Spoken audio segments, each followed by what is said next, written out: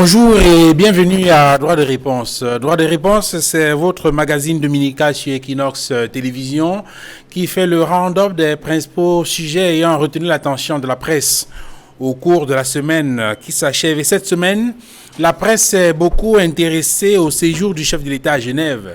Un séjour perturbé par la brigade anti-Sardinard, une organisation nébuleuse selon Cameroun Tribune, qui avait déjà revendiqué des actes de vandalisme dans certaines ambassades du Cameroun en Europe et qui, selon le grand quotidien national bilingue d'information, a entrepris cette fois-ci de s'attaquer à un établissement hôtelier en vue de perturber le séjour privé du chef de l'État en Suisse. C'est la guerre des nerfs qui s'ouvre ainsi, observe mutation. Le journal de la rue de l'aéroport à Yaoundé note que ce premier assaut de la brigade anti-Sardinard apparaît comme une sorte de répétition générale avant la grande bataille de Genève du samedi 29 juin 2019. Paul Biya se retrouve ainsi pris dans l'étau de l'armée cinglée de la brigade anti-Sardinard, commente le journal Le Messager. Un mouvement de forte amplitude est annoncé le samedi 29 juin à l'hôtel Intercontinental, alors que les éléments de la sécurité présidentielle sont pratiquement désarmés, coincés qu'ils sont par la législation helvétique au sujet de la riposte face aux attaques des brigadiers de la Basse. Une situation inquiétante pour Yaoundé si on en croit le quotidien Le Jour. Évoquant les échos de Genève, le journal d'Aman Mana révèle que les manifestations annoncées ont amené l'ambassadeur du Cameroun en Suisse à signer un communiqué condamnant l'initiative de la Basse et indiquant les risques encourus par les initiateurs du projet de manifestation de ce samedi. Le quotidien Le Jour précise que les manifestations visent à dénoncer la présence à Genève, en Suisse, du président de la République qui, selon les manifestants, se repose un peu trop alors qu'il devrait consacrer ce temps à s'occuper des affaires du pays, telles que la crise anglophone. La crise anglophone pour laquelle, justement, la Suisse se propose comme médiateur, selon le quotidien Le Jour. Une information confirmée par mutation. Ce pays d'Europe centrale, indique le journal, a annoncé le 27 juin dernier qu'il était à la manœuvre pour poser les bases des négociations à venir.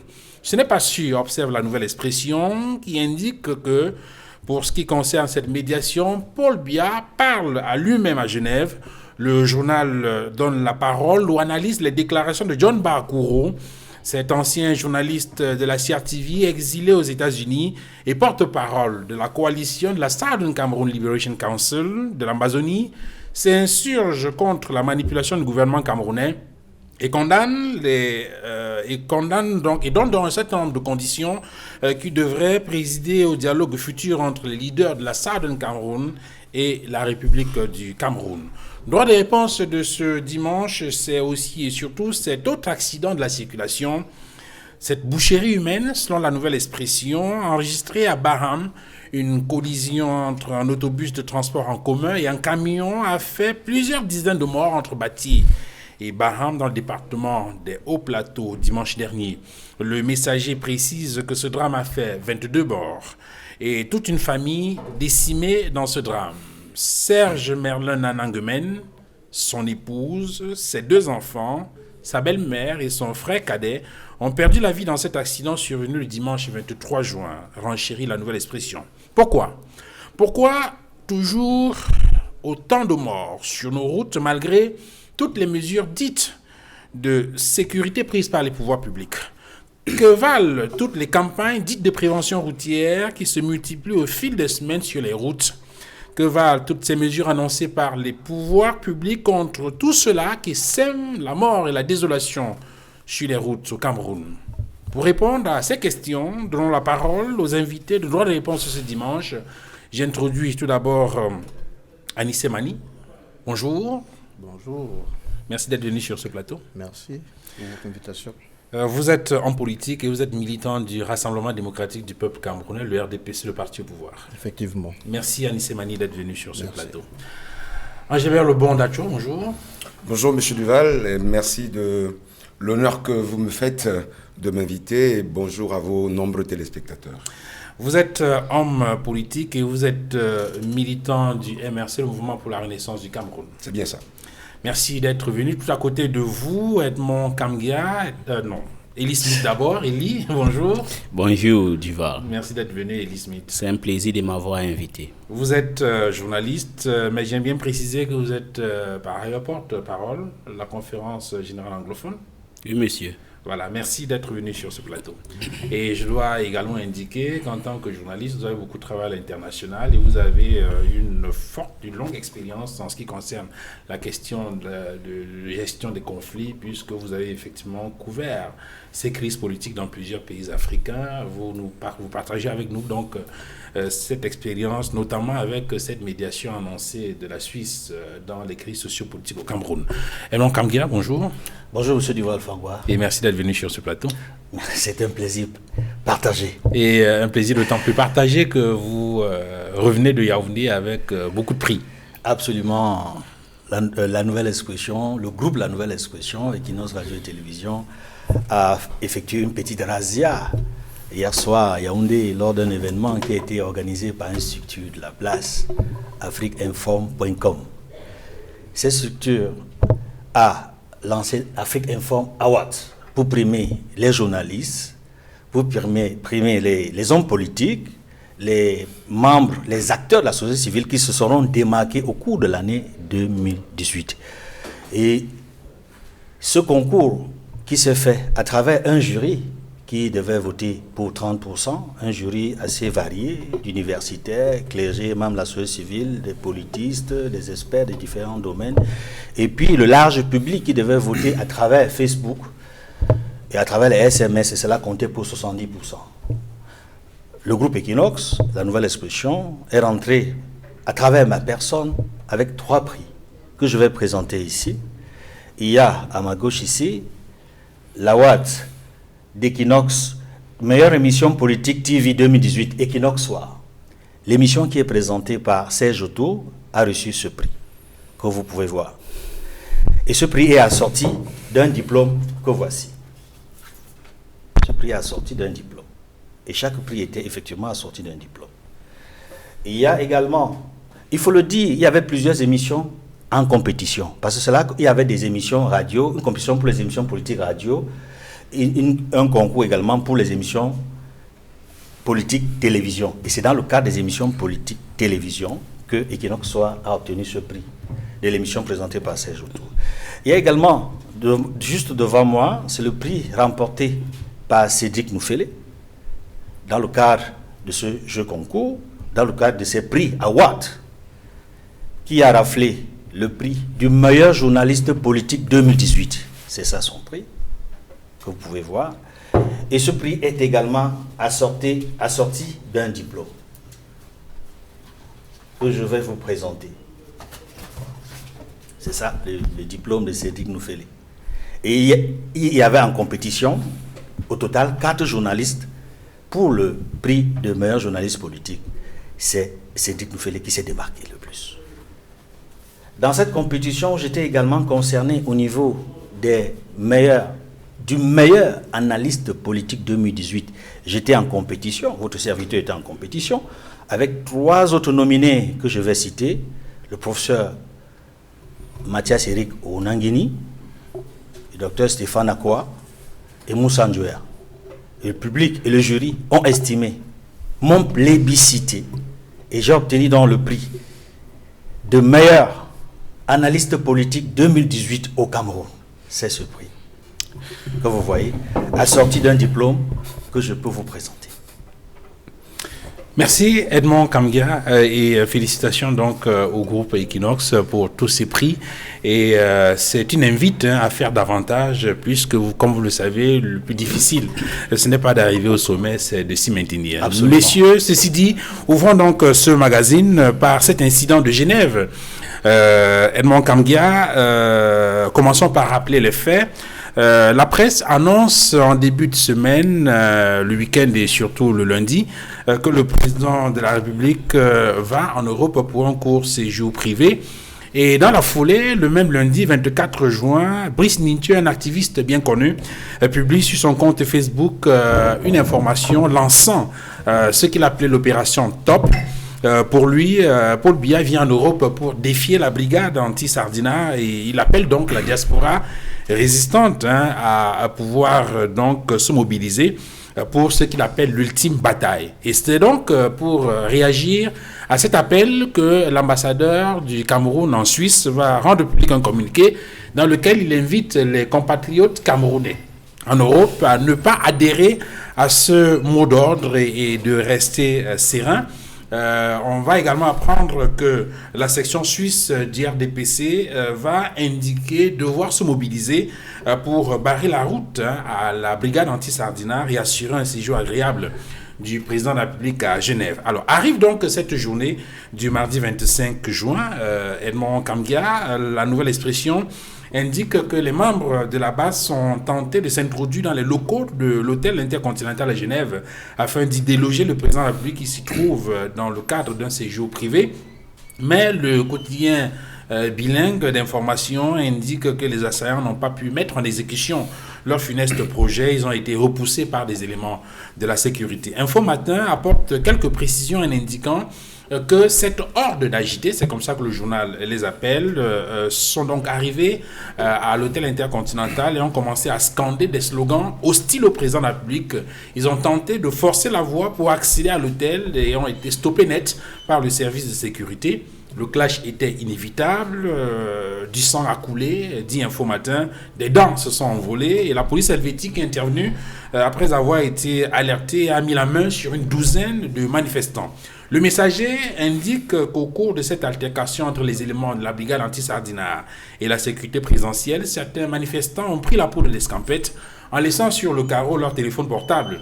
Et c'est le cas d'un certain Tadio, un activiste bien connu qui par la suite sur sa page Facebook a invité ses followers à ne plus le joindre via son téléphone, car ce téléphone, dit-il, est entre les mains de la garde de Paul Biya qu'il a ramassé au cours de l'altercation à l'hôtel intercontinental. Alors ça c'est pour le mardi.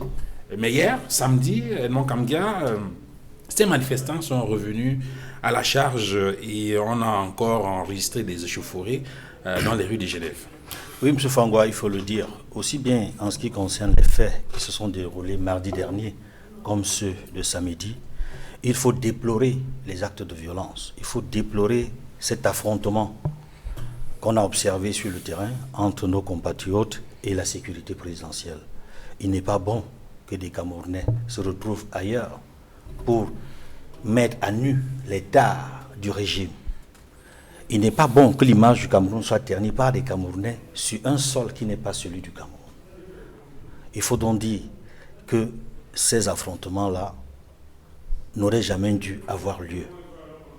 Pour ainsi le dire, c'est l'image non seulement du Cameroun, mais de l'institution présidentielle. Parce que quand le chef de l'État se déplace, c'est à travers sa personne, c'est le président de la République du Cameroun. C'est l'image du Cameroun qu'il transporte avec lui. Maintenant, tout en condamnant les actes que nous avons observés mardi comme le samedi, la question de fond qu'il faut se poser, c'est comment en est-on arrivé là?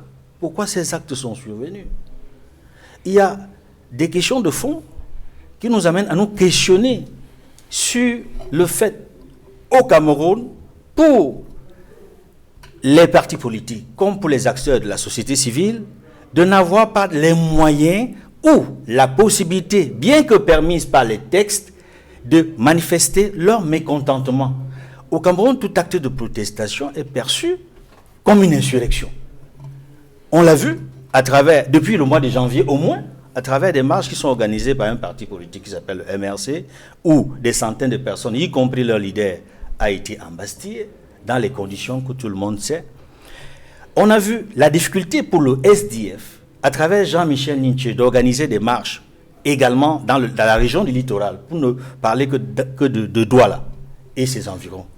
On voit bien qu'il devient de plus en plus difficile pour les partis politiques de s'exprimer librement, de manifester librement, comme le veut la Constitution, qui est la loi fondamentale du Cameroun.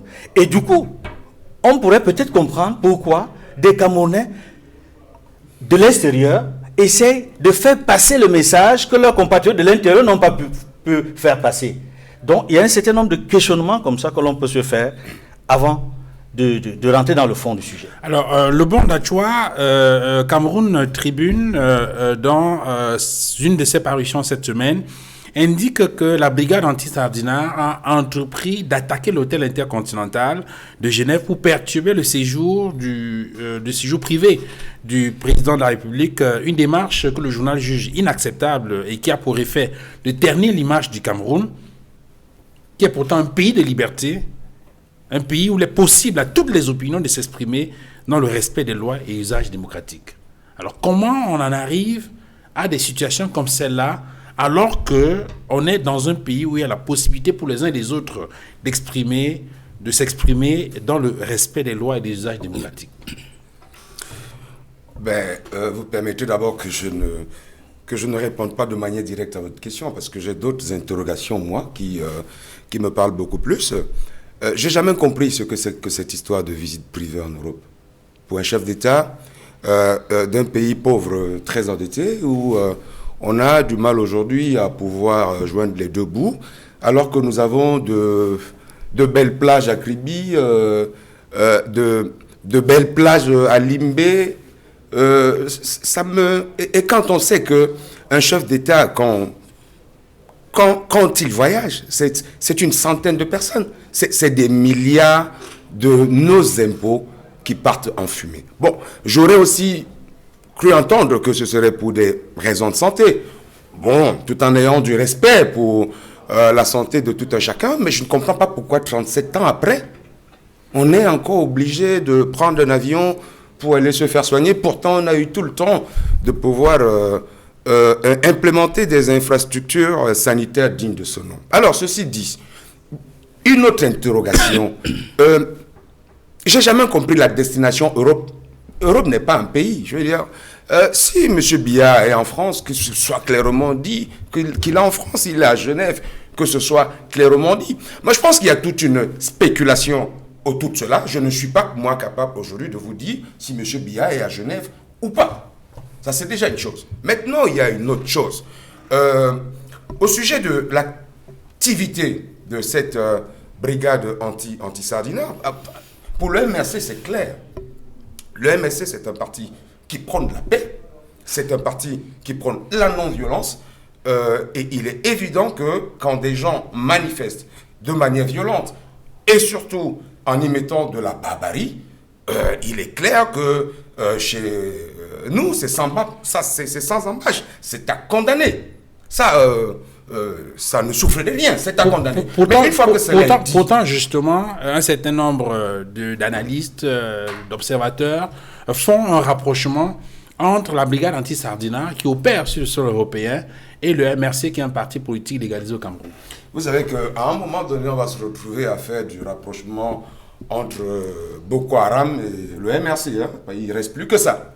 On a fait des rapprochements entre les ambazoniens et le MRC. La brigade anti-Sardina est une organisation connue, que ce soit en France, que ce soit en Allemagne, que ce soit en Suisse. C'est des gens qui opèrent à visage découvert. Quelle est l'enquête aujourd'hui qui peut démontrer la moindre relation entre cette brigade et le MRC? On n'a jamais eu cette enquête. Et même s'il y avait eu cette enquête, elle ne donnerait rien. Parce que moi qui vous parle, je peux vous dire avec autorité qu'il n'y a aucune relation entre la brigade anti-Sardina et le MRC. Et d'ailleurs, eux-mêmes le clament haut et fort.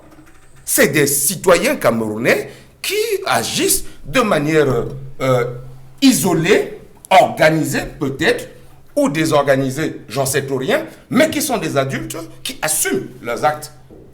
Alors, je reviens à vous tout à l'heure, mais avant cela, Anissé Mani, on a écouté un reportage sur TV5, un reportage, je veux dire quoi, une correspondance de Michel Chirouti, qui est effectivement un correspondant de TV5 à Genève, en Suisse, qui faisait le compte rendu de ces manifestations de mardi. Et il a indiqué que cette bagarre devant l'hôtel intercontinental a donné lieu à une altercation, je veux dire, c'est une altercation entre une quarantaine d'opposants qui ont pris d'assaut l'hôtel face à des services de sécurité du président de la République. Et dans sa chute, il dit que la manifestation de ce mardi-là, donnait donc la possibilité aux opposants, tout comme la manifestation de samedi, de la possibilité aux opposants, n'est-ce pas, de manifester leur colère, car il est plus facile pour eux de se mouvoir sur le sol européen que d'exprimer leurs opinions au Cameroun. Que répondez-vous à cela? Ok, avant de répondre à votre question, j'aimerais d'abord signifier une chose, que les choses soient bien claires. L'extrémisme n'apportera que ruine et désolation dans notre pays. D'où qu'ils viennent de Boko Haram, de l'Ambazonie, dont vous avez fait allusion tout à l'heure, de la base MRC ou bien de toute autre personne physique. Qu'est-ce qui est la base MRC? Je vous en prie. Vous avez parlé, je vous ai suivi. Soyons courtois et respectueux. Je vais vous démontrer. Le bon permettez qu'il finisse les relations idéologiques, même du mode opératoire, qui sont similaires. Oui, je vais le faire. Ah, vous allez démontrer? Oui, donc. Peu importe d'où ça vient, ces actes de radicalisme sont à condamner.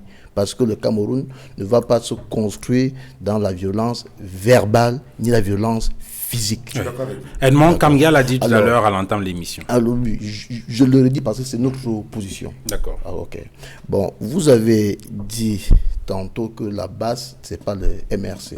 Mais ce que je constate et que bon nombre de Camerounais ont eu à constater et que non seulement comme le MRC, la base crie à haut partout où il est que non au hold-up électoral comme le MRC.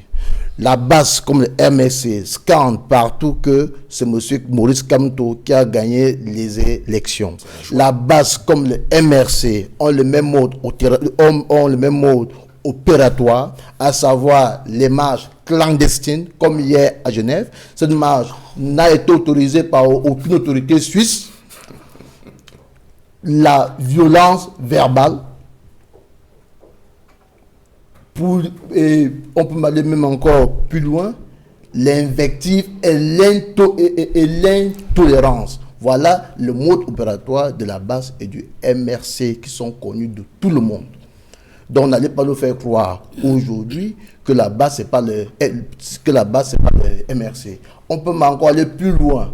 Le directeur de campagne de Maurice Kamto, qui est emprisonné, Paul-Éric Kingé, dans une de ses vidéos, il fait comprendre clairement que le plan d'attaquer les ambassades du Cameroun avait été planifié par le MRC et qu'il y a eu toute une réunion et qu'au cours de cette réunion, il y a eu vote et que c'est à partir de ce vote que les éléments de la base ont pris sur eux d'aller saccager nos ambassades en France et en Allemagne. Donc vous ne pouvez pas venir ici nous faire croire que la base et le MRC c'est pas la même chose. Anissé Mani. Alors je ne sais pas. Vous allez prendre la parole. Je voudrais qu'il clarifie. Alors Anissé Mani, pourtant les brigadiers de la base justement disent qu'ils n'ont pas de lien avec le MRC. Ça, ce sont les discours. Je parle des faits. Je peux aller encore plus loin en vous disant ceci. La différence qu'il y a entre la base la base et le MRC tel qu'il est connu ici au Cameroun est que la base est constituée des militants du MRC qui sont en Europe et qui n'ont pas pu participer aux élections, soit pour défaut de nationalité, soit parce qu'ils n'ont pas les papiers pour s'enregistrer. Duval, je vais continuer à souffrir pendant clair dessus, ça ne sert à rien qu'on tourne en rond. Je vais continuer à souffrir pendant vous répondez juste en 15 secondes et puis donnez la parole à même en 10 secondes, même en 10 secondes. Moi, j'ai apprécié un peu l'intellectualisme. Alors, mais je ne sais pas s'il a donc fait des révélations d'une enquête juridique ou une enquête policière. Je parle des faits. Les faits, c'est quoi? Vérifiables par tous. Les faits, c'est quoi? Même auditoire, même idéologie, vous pensez que, même leader. Vous pensez que scander non au hold-up électoral quand on est un citoyen normal, oui. Vous pensez que ça s'apparente au MRC? Est-ce qu'il n'y a pas eu un hold-up électoral? Il y a eu combien de partis politiques sur les 9 qui étaient aux élections qui ont eu non hold-up électoral? Écoutez, Oui, je vais vous dire quelque chose. Oui. Je ne suis pas venu ici pour parler des autres partis politiques. Je ok. peux encore vous faire le plaisir de parler du RDPC. Je suis là pour parler du MRC. Alors, les autres partis ont leur position. Mais il faut que ce soit clair, une fois pour toutes. Le MRC n'a rien à voir avec la brigade anti-Sadina. Désolé. 2. Vous dites que le MRC est un parti d'invectif. J'ai l'impression que vous vivez beaucoup sur les réseaux sociaux. Le MRC a un président qui s'appelle Maurice Kamto. Le MRC a un porte-parole de son président qui s'appelle Olivier Bibou Nissak. Oui. Voilà les voix que je peux appeler des voix autorisées. Alors, vous les avez déjà vues dans l'invectif. Je vous rappelle, Je pense monsieur que ce Dachoua. qu'il y a en vous, Permettez qu'il finisse. ce qu'il y a en vous, vous le projetez chez les autres. Je suis désolé, Vous savez ce la qu'il y a. base, le MRC. Vous savez ce qu'il y a meilleur, c'est ce qu'il y a comme pire invectif C'est quoi? qu'un gendarme dans un camp militaire, j'ai dit, torture pratiquement à mort un militant simplement qui était dans l'exercice politique. Vous voulez qu'on parle des marches du MRC? Non, on parle pas de marche. Je veux comment je vous démontrer que ces marches sont Vous savez ce qu'on illégales appelle et sont inopportunes. Permettez qu'il finisse. Finissez. Allez-y, je vous écoute. Vous savez ce qu'on appelle invectif. Oui. Quand on dit aujourd'hui qu'au Cameroun, il y a la traque aux faciès, Ah bon? ben oui. Je Alors, vous en prie. donc, Si on connaît sur ce chapitre, on va y entrer. Je vous rappelle que plus de S'il vous plaît. 90% S'il des vous plaît. membres de la base Permettons- comme du MRC appartiennent à une même région. Oh là là. Donc, si vous voulez, on peut y aller. là, oh là Si vous là. voulez y on va donner la aller, parole même dans à la Elie sociologie, c'est la même chose. Excusez-nous. Anissé Mani, s'il vous plaît. Je vous en prie. on Si va vous donner la avez parole. ouvert ce débat en parlant des arrestations Nous vous laissons- aux faciès, alors je nous vous vous laissons- réponds pour vous dire que nous vous laissons- c'est un fait Anissé Mani. que la base et le MRC sont constitués à plus de 80% Monsieur Mani. Monsieur Mani. des membres d'une même région, et pas plus tard qu'hier, les élites de la région de l'Ouest ont fait tout un communiqué pour dénoncer cette manière de faire de la politique, qui ne se reconnaissait pas dans cette manière de faire de la politique. Alors, Mais vous dites des choses je qui sont donne pas la vraies, parole. finalement. Je vous dis, Alors, je n'ai pas dit que les représentants de cette Anissé, région sont Anissé. tous du MRC de la base, mais j'ai dit on ceux évolue. qui y sont, sont évolue de cette région-là. progressivement. Ok. Alors, Elie Smith, il y a donc cette question d'expression des libertés qui se pose. Beaucoup estiment que, et je parlais tout à l'heure de ce correspondant de TV5 à Genève, qui, en faisant le compte rendu de ce qui s'est passé le mardi, indiquait dans sa chute que ses compatriotes camerounais vont donc manifester devant l'hôtel intercontinental de Genève parce qu'il n'y a pas beaucoup de possibilités pour cela de le faire au Cameroun.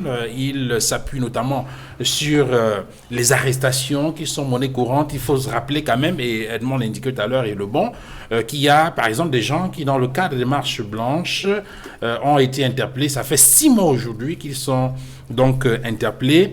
On a des personnes qui, dans le cadre de l'expression de leur liberté, sont inquiétées, et que c'est cela qui justifierait que les Camerounais, n'ayant donc pas d'autres possibilités sur le territoire, sont obligés de se mouvoir, au moins dans l'espace européen où ils ont plus je veux dire, ils ont plus de possibilités d'exprimer ces libertés-là. Est-ce que c'est un point de vue que vous partagez? Ah bon, moi, mon point de vue que je partage est que, premièrement, c'est à l'image du désordre qui se passe au Cameroun. Vous savez, vous avez vu comment les Lions, pour aller aux États, pour aller en Égypte, il fallait discuter bon problème de primes. Bon, maintenant, ce qui concerne la diaspora, moi, je pense que la diaspora doit être constructive. Ça veut dire que il y a des manières formelles à présenter des choses. Moi, j'ai vu une fois dans la diaspora congolaise, sur le problème de la gestion du pétrole congolaise, ils ont fait une délégation pour aller voir la direction générale de Total. C'est sûr que le directeur général de Total ne les avait pas reçus directement. Il a envoyé quelqu'un de les recevoir. Il y a beaucoup d'entre eux comme M. Andrea Ngombe aujourd'hui qui serait candidat aux élections présidentielles, qui participe souvent dans les émissions de télévision en France et ailleurs pour présenter la position de la diaspora. Et je pense aussi ce qui s'est passé à Genève, quand on a vu la police de Genève utiliser la violence sur ces manifestants, ça peut être perçu comme irrégulier, ça peut ressembler à ce qui se passe ici au Cameroun, mais je pense que si ces manifestants-là avaient par exemple fait une demande formelle, par exemple dit qu'ils veulent aller à l'hôtel intercontinental, rencontrer le président de la République et présenter leur doléance, je ne pense pas que ça devait faire ce qu'elle est en train d'être le résultat qu'on a eu à Genève. Pour moi, je pense que la diaspora camerounaise n'est pas organisée. Et quelque chose aussi qui me fait un peu mal sur cette diaspora est que moi j'ai vu ici le 22 septembre, le 1er octobre, quand ce qu'on appelle les mouvements ambazoniens ont commencé, personne n'a manifesté de sympathie vis-à-vis de ce que les anglophones faisaient. Quand les anglophones manifestaient à New York, à Washington DC, à Londres, personne ne montrait aucun sentiment. Moi, j'ai l'impression que c'est un problème de désordre personnel qu'ils ont. Mais je ne pense pas aussi à dire que c'est parce qu'on ne manifeste pas ici que ça peut se faire là-bas. Je crois que c'est lui qui a dit tout à l'heure. Vous savez, ils ont une image. Moi, j'ai vu les gens nous dire que nous étions contre le Cameroun quand les gens manifestaient pour dire qu'on tuait les gens à Bamenda et à Boya. Personne n'a fait ce genre de manifestation. Aujourd'hui, je crois que c'est tout simplement, et c'est ce que j'avais dit aux amis, parce que les gens m'appellent. Moi, j'ai toujours dit que un dictateur ou un régime dictatorial est comme un monstre. Ça te mange, ça me mange aujourd'hui, ça va vous manger aujourd'hui, le lendemain. Si on n'avait pas arrêté Monsieur Maurice Kamto, je ne pense pas qu'un seul instant, il devait avoir une certaine manifestation vis-à-vis de ce qui se passait au Cameroun dans les zones anglophones. Et autre chose, quand vous voulez manifester... Est-ce que vous voulez insinuer que vous percevez une relation entre la brigade anti-Sardinat et le MRC? Non, moi je ne peux pas dire des choses que je ne connais pas. Je n'ai pas dit ça. Moi je suis en train de dire que la brigade anti-Sardinat, premièrement, c'est une diaspora, ils manifestent, mais ils sont désordonnés. Par exemple, et puis ils n'ont pas... moi je crois qu'ils ne partagent pas un truc national. Parce que je vous ai donné un cas spécifique.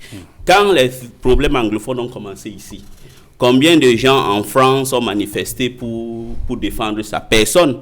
On disait au contraire que les anglophones sont en train de déranger, ils font honte au pays. Mais le problème est que nous n'avions pas cassé une ambassade, parce que l'ambassade n'appartient pas à Paul-Biya.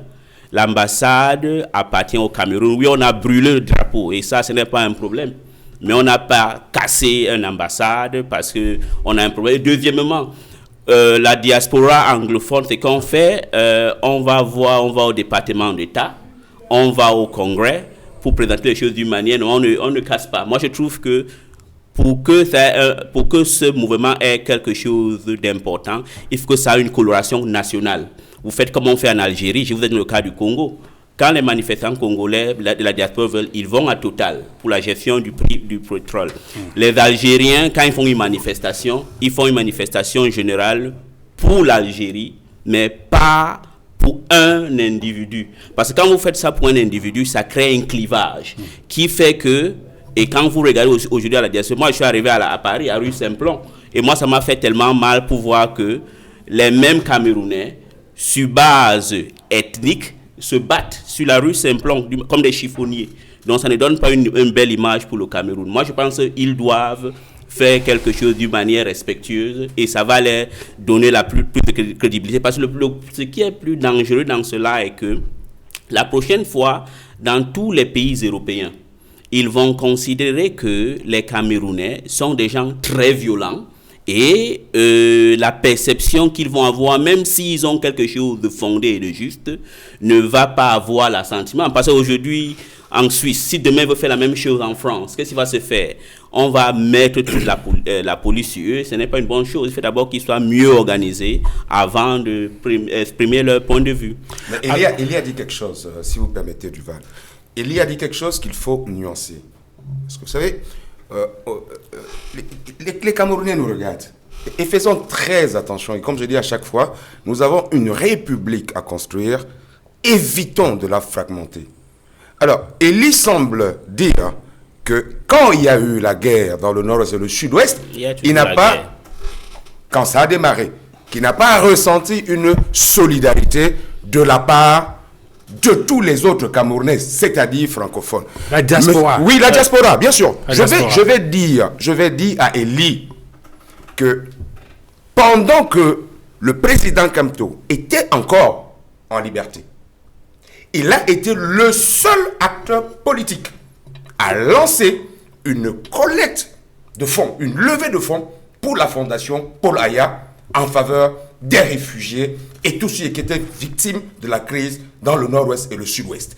Et moi, pour avoir suivi de près, je dis bien suivi de près, 80% de ces fonds venaient de la diaspora. Et beaucoup plus la diaspora francophone. Okay. Donc, faisons attention, cette on a un pays à construire, faisons très attention. Cette précision faite, je donne la parole à Edmond Kamga. Edmond, est-ce que ces événements de mardi, puis de samedi, ne devraient pas amener les pouvoirs publics, les autorités camerounaises à reconsidérer leur perception du jeu démocratique au Cameroun? Effectivement, M. Fangwa, je vais répondre à votre question, mais je voudrais apporter quelques précisions sur deux choses qui ont été dites. D'abord, sur le lien entre la brigade anti-Sardina et le MRC, et ensuite sur la marche formelle ou non formelle de la brigade anti-Sardina à Genève. Ce que je voudrais dire, c'est que si vous avez bien lu, comme moi, le quotidien Cameroun Tribune de vendredi, ils ont titré « Honteux ». Et le chapeau est tout à fait clair. Il règle la question des castes dans les ambassades de Paris et d'Allemagne. J'ai dit Cameroun Tribune, le quotidien gouvernemental, dans son chapeau, dont le titre, la manchette est honteux. Voici ce qui est indiqué dans Cameroun Tribune. Ils disent la brigade anti-Sardina, les membres de la brigade anti-Sardina qui ont assumé la casse des ambassades de Paris et de Berlin viennent encore de se distinguer négativement à l'égard du chef de l'État. Cela signifie quoi? Rappelons-nous, il ne faut pas que nous ayons la mémoire courte. Il y a plusieurs mois de cela, le ministre de la Communication accusait le leader du MRC et ses partisans d'être à l'origine de la casse de l'ambassade de Paris et de Berlin. Et il y a eu une évolution. Lorsque le MRC a porté plainte à Paris contre ce ministre, il a sorti un autre communiqué. J'ai dit, René Emmanuel Sadi a sorti un communiqué pour dire que ce sont des éléments non identifiés qui sont à l'origine de la casse de Paris et de Berlin.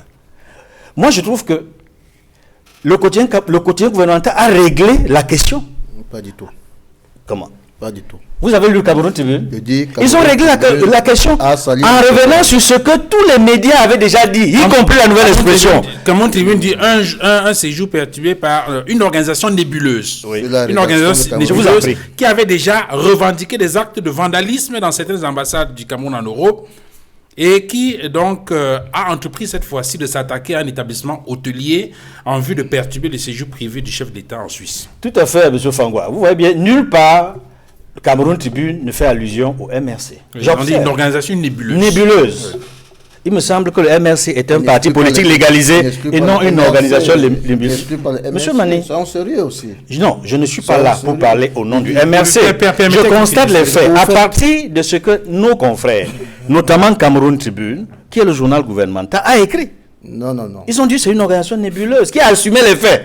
Je dis, vous permettez. Le directeur de campagne de Maurice Kamto a assumé de manière claire et nette. Cette vidéo, elle est disponible, tout le monde peut la voir. où il reconnaît que c'est le MRC qui a initié la casse des ambassades. Monsieur Mani, si et je que vous comprends. cela est passé au vote et que les membres présents lors de cette réunion ont donné leur assentiment à ce que ça se fasse ainsi. Et que ça ne s'est pas fait parce que... Et quand ça s'est une voix fait, qui et je était vous contre. en prie, et quand ça s'est fait, qu'est-ce qu'on a vu? On a vu les effigies de monsieur Kamto dans les ambassades avec vos amis en train de chanter Kamto, président, Kamto, Mani. président. Mais Monsieur Mani, est-ce que vous savez que vous coupez la parole? Mais ne sont pas les andouilles. Anissé C'était Mani, quand même deux notre choses. mémoire, quand même. Anissé Mani, deux choses. Vous me coupez la parole, monsieur. Non, deux choses. On va revenir à... Ce n'était qu'un des points. Oui, c'est le point. Mais il semble que vous avez omis une dernière précision dans, Quelle précision? dans le reportage que vous faites, si on peut dire reportage que vous faites, Oui. que le bon est en train de préciser. Non. Je précise ici. On dit qu'il y a une voix, il y a une voix qui était opposée. C'était sa voix. La voix de Paul-Éric Kingé qui était c'est opposé. lui qui était contre. Oui. Parce qu'il a dit clairement que Bon, alors, cette vidéo, cette méthode servirait à non, je crois que inopportune et dangereuse. Ok, d'accord. Anissé Mani, on va pas revenir là-dessus. Cette vidéo, vous avez dit, est sur la Les toile. faits sont là. Donc chaque Camerounais peut... Oui, il peut On va voir cette regarder vidéo. et donc on va pas revenir, on va refaire ce débat-là. Je n'ai Donc pas vous fini. terminez, Edmond Kambale. Je n'ai pas fini de répondre m'excuse. aux questions. Et si M. Mani doit m'interrompre tout le temps ici, non, je crois que je ne pourrais rien Veuillez dire. s'excuser, sur ce allons-y. plateau. Et j'espère que vous n'allez pas recommencer par là. Parce que je pense que le débat, à mon sens, serait clos à ce niveau. Parce que je connais la crédibilité de mes confrères de Cameroun Tribune. Quand ils le disent, enfin, comme les autres médias privés l'avaient déjà dit, que la brigade anti-Sardinat a assumé ce vandalisme-là. C'était un point important qu'il fallait préciser. Le second point, c'est au niveau des marches, de la manifestation de la brigade anti-Sardinat. Je dois dire qu'ils ont annoncé une marche samedi. Ils ont obtenu que cette marche soit encadrée. Et elle a été effectivement encadrée sur la place de l'ONU. Ce qui s'est passé malheureusement, c'est que, bien que la marche soit encadrée, il y a des éléments qui se sont retirés de ce groupe et qui sont allés du côté de l'hôtel intercontinental. C'est pour cela qu'on a vu des policiers intervenir pour utiliser les gaz lacrymogènes. Parce qu'il n'était pas prévu qu'ils débordent le cadre, l'itinéraire prévu. Voilà ce qui s'est passé tout simplement. Maintenant, sur la question que vous avez posée, M. Fangwa, est-ce que ce qui se passe de l'autre côté, à Genève, ne nous amène pas à changer la perception, en tout cas le gouvernement a changé sa perception de la manière... L'expression du jeu démocratique au de l'expression du jeu démocratique au Cameroun. Je pense que fondamentalement, oui, il est très important aujourd'hui que le gouvernement réfléchisse sur sa manière de percevoir le fonctionnement du jeu démocratique. En ce qui concerne notamment la question de la liberté de manifester. En ce qui concerne également la question de la liberté de se réunir. Si je rentre simplement sur les textes, le Cameroun est signataire des textes et conventions qui permettent de se réunir librement, de manifester librement et pacifiquement. Je ne reviendrai pas sur le pacte des droits civils et politiques que le Cameroun a signé, la charte africaine des droits, la CADEC, la charte africaine de la démocratie, des élections et de la gouvernance, la charte africaine des droits de l'homme et des peuples, et la constitution du Cameroun, dans son préambule, qui fait partie du dispositif constitutionnel. Mais je dois dire aussi, aujourd'hui, avec ce qui se passe, parce que le Cameroun est sous le regard, non seulement de la communauté nationale, mais également de la communauté internationale. Voyez-vous, l'image du Cameroun, depuis le séjour du chef de l'État dans ce pays ami, qui s'appelle la Suisse, toutes les radios, toutes les télévisions suisses, la presse écrite suisse, les médias français, le Figaro, le Monde, tous les médias européens ne parlent que de ça. Et pas dans un bon sens. En termes totalement négatifs. Et ce n'est pas bon. Donc il faut absolument changer notre perception des choses pour que ce genre de choses, de situations n'arrive plus. Que ça se règle à l'intérieur. Et parlant justement de cette image du Cameroun qui est ternie à travers ces manifestations, Elie Smith, avant de revenir à Anissé Mani, il y a eu un autre incident. Il y a un incident dans cette manifestation-là. C'est un journaliste de la radio-télévision suisse qui a été agressé. Et il s'appelle Adrien Krause, qui, justement, en faisant un compte rendu de ce qui s'est passé, a indiqué que au départ, il y avait des manifestants qui étaient sur le trottoir devant l'hôtel Intercontinental. Ensuite, il y a eu une dizaine de personnes qui sont sorties sur le parvis de l'hôtel. Et de son point de vue, il devait s'agir des gardes du chef de l'État qui ont traversé la route, qui ont rejoint les manifestants de l'autre côté du trottoir. Et lui qui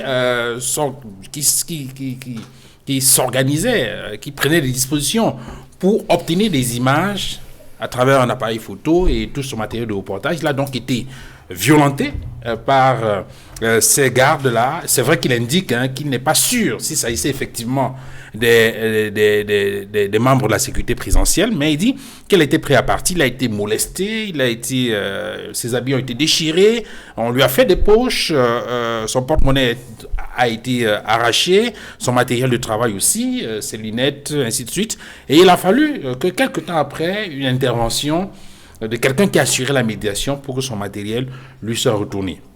Alors, il dit qu'il a porté plainte contre ceux qui l'ont agressé parce qu'il n'avait pas à comprendre comment on peut l'agresser comme ça dans les rues de Genève en pleine rue. Est-ce que pour vous, je veux dire, qu'est-ce que cela suscite comme commentaire, vous, journaliste? Pour moi, quand on agresse un journaliste, ce n'est pas quelque chose de bien. Ça démontre qu'on est en train d'un peu exporter la manière que nous nous comportons, qu'il se comporte ici. Et cela dit, est-ce que ce journaliste-là, comme tu avais écrit sur lui, tu sais, quand vous allez couvrir les reportages, comme ce qui s'est passé là, comme une scène de guérilla, les journalistes d'un journal comme, j'ai oublié le nom de ce, est-ce qu'il avait été estampillé presse? Parce que quand vous avez estampillé presse et qu'il continue à vous violenter, ça c'est un problème. Mais naturellement, en tant qu'esprit de corps, je ne peux pas admettre ou supporter qu'on violente un journaliste. C'est ce que je peux dire.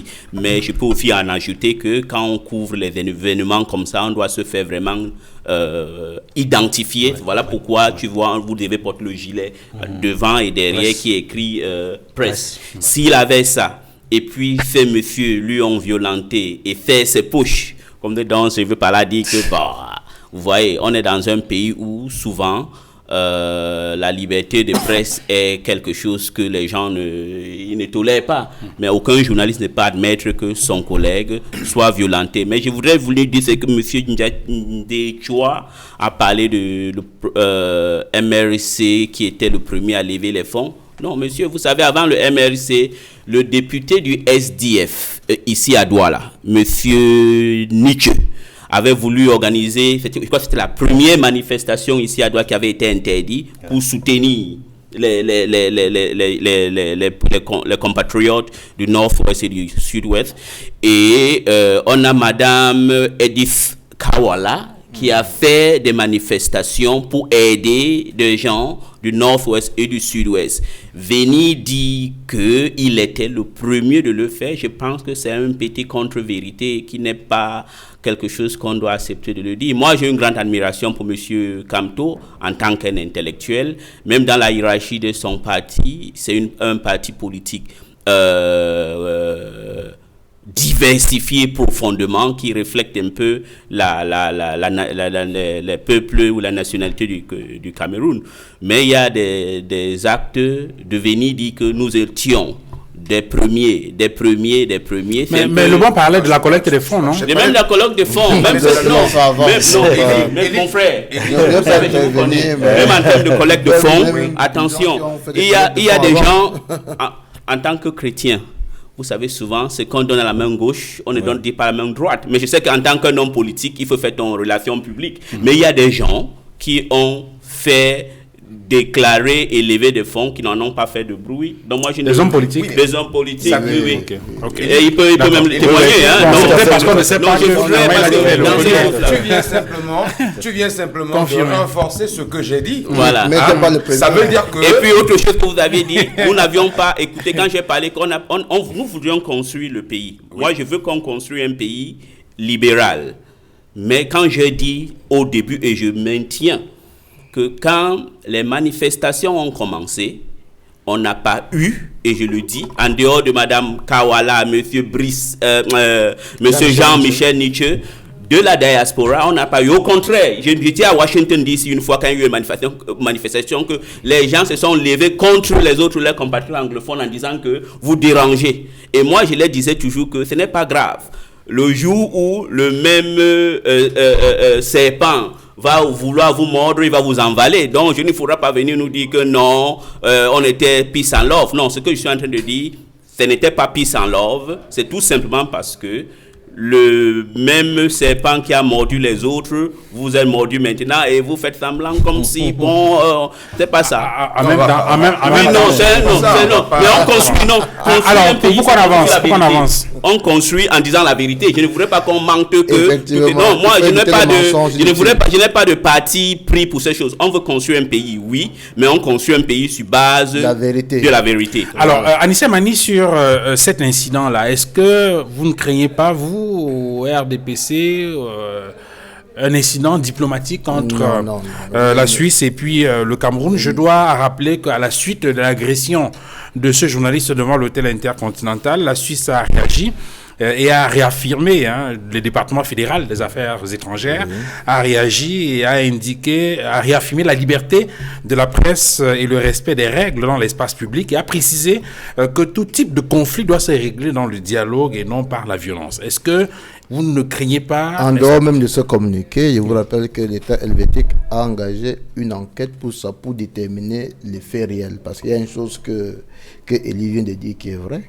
Le journaliste n'avait pas sur lui un signe distinctif qui disait qu'il était un journaliste.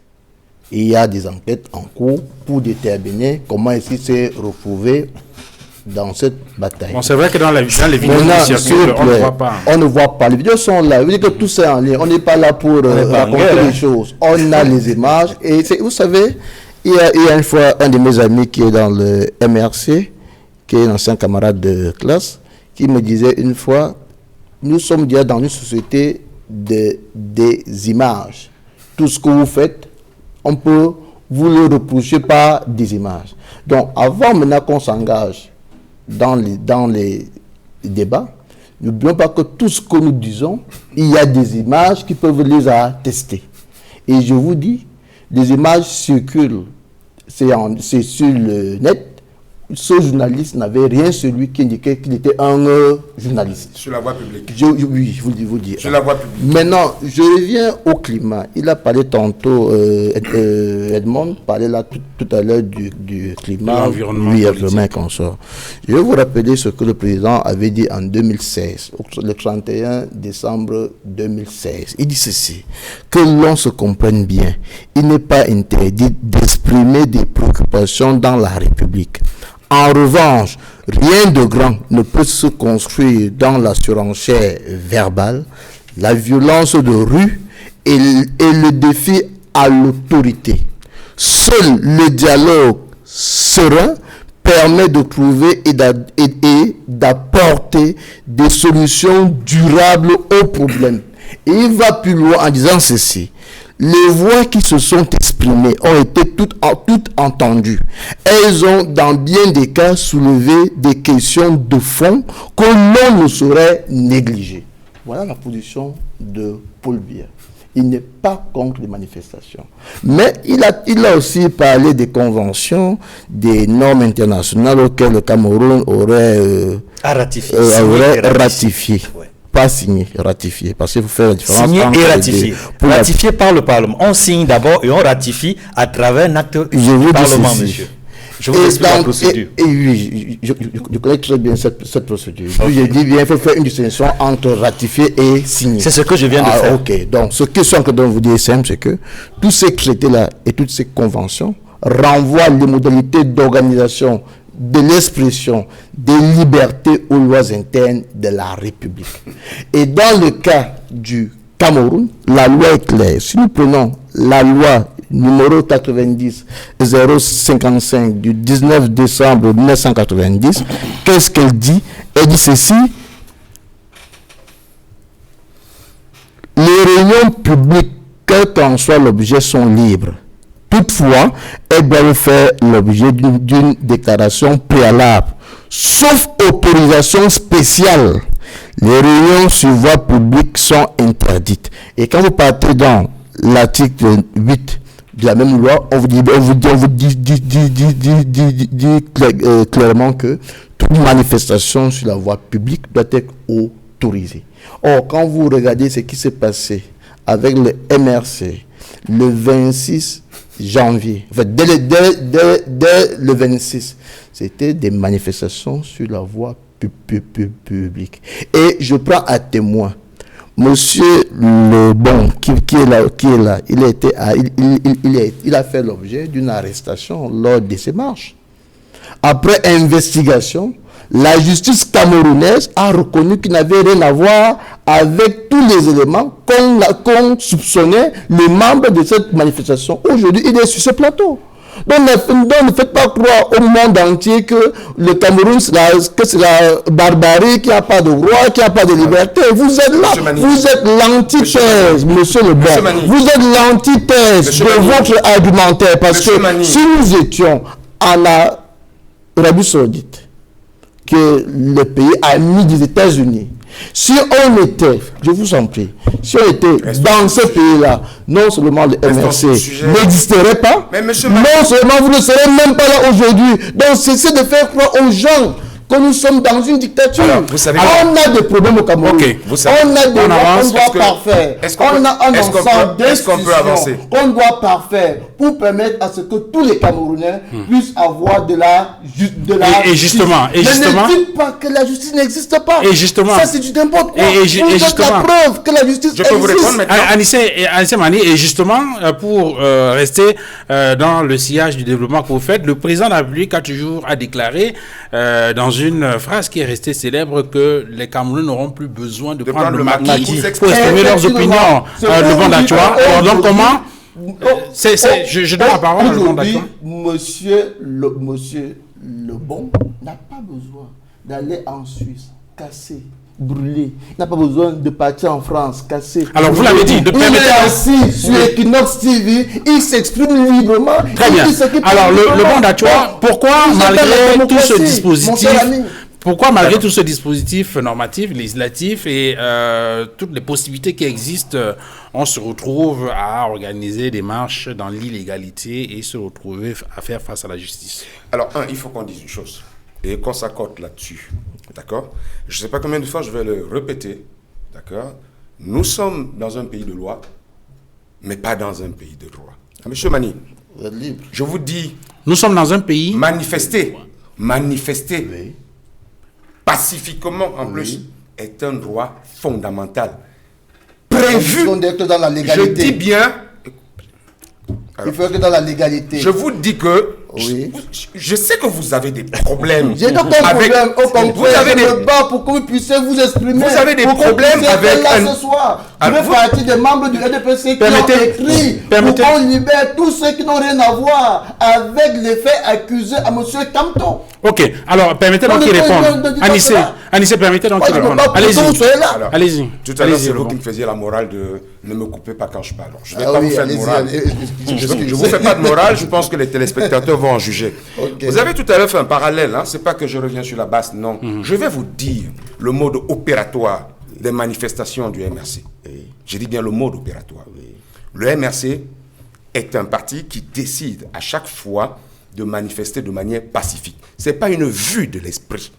Quand bien même nos camarades sont confrontés aux forces de l'ordre, il n'y a jamais eu de résistance. Vous comprenez ce que je dis? Vous comprenez? J'ai vu des vidéos où des membres de la brigade anti-Sardina s'en prennent de manière physique à certains militants du RDPC. Mais vous ne verrez jamais un militant du MRC le faire. Avez-vous déjà entendu au Cameroun qu'un militant du RDPC s'est fait agresser par un militant du MRC? Je vous rappelle que M. Kamto a mené campagne en France, en Allemagne et autres pays. Anissé Mani, permettez qu'il finisse. Vous savez que je suis seul... Moi-même... Non, avec moi. C'est pas facile. Il m'attaque. Alors, permettez qu'il finisse. Vous savez, on est en train de discuter d'un sujet... très sérieux. Très sérieux, je ne peux pas en rire. Parce que j'ai à peu près aujourd'hui 400 camarades qui sont emprisonnés. Quelle prison? Pardon? Quelle prison prend 400 camarades? Quelle prison prend 400 Oui. Vous savez combien de prisonniers il y a à Kondengui? Allez-y. Il y a plus de 4800 prisonniers aujourd'hui. Dans une prison dimensionnée pour 800 personnes. Ouais. Et 10% sont du... Vous n'avez pas perdu le fil de votre développement. 10% Permettez qu'il développe. Je pense Mais que aussi, de toute façon, sérieux, hein. j'ai connu plus troubleur que vous dans le NDPC. La Non, diversion. allez-y. Vous pouvez allez-y. Mais je ne rigole pas sur des sujets Moi, je ne sérieux. rigole pas. Voilà. Je dis, il y a 400 personnes aujourd'hui qui sont en prison, De Kondengui. pour certains depuis pratiquement 6 mois, pour avoir simplement voulu exercer un droit fondamental. C'est-à-dire qu'ils n'ont pas cassé une brindille. Dans l'illégalité. Ne vous faites pas interrompre. Allez-y, continuez. Le bon adjoint. Vous n'avez pas pu, aujourd'hui, construire un pays de droit. C'est pourquoi 37 ans après, 37 ans que vous ayez eu le temps de construire ce pays, vous êtes obligé de voler, comme on dit, des élections pour rester au pouvoir. Je vous en prie, monsieur, n'exagérons pas. Quand on a... Les élections, si vous voulez, Et hein. je ne veux pas faire de parallèle depuis Oui. avec ce qui se passe avec la diaspora. Mais, en fait, sans toutefois justifier ce qu'il faut, quand on est Camerounais, on peut comprendre aujourd'hui le désamour que c'est. Oui, bien sûr. On peut comprendre le désamour que les Camerounais peuvent avoir aujourd'hui pour la nation. Ah bon. Mais regardez ce que M. Biya fait de ce pays en 37 ans.